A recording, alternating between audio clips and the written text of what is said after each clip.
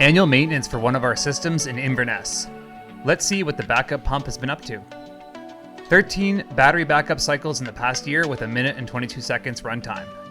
We begin by running the pump to empty the basin, then disconnect the discharge pipe at the union. Next, using a 7/16 nut driver, remove the lid bolts. Remove the lid and take a look at the pumps after a year of use.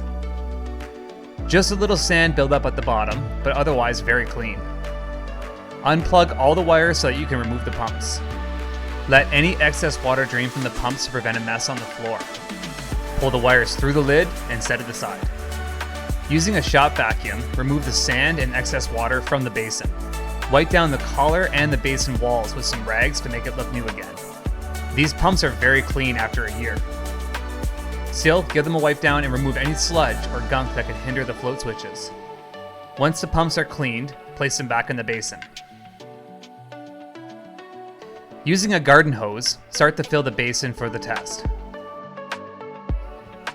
This can take several minutes, so start working on sleeving the wires through the lid and placing the pumps in the right position. Ensure there is no excess cable in the basin that could get stuck on the float switches. You can reconnect the discharge pipe now. Use a set of channel locks to tighten the unions. You do not want to have any leaks.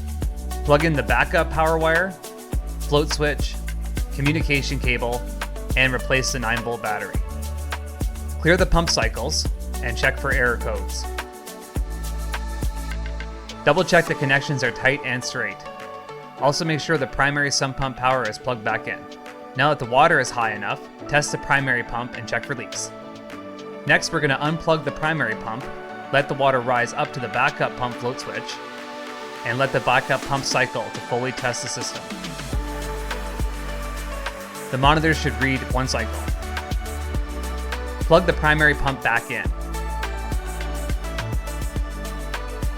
Check that the battery terminals are secure and clear of corrosion. Now secure the lid with the bolts. Clean the basin lid and panel equipment with all-purpose cleaner.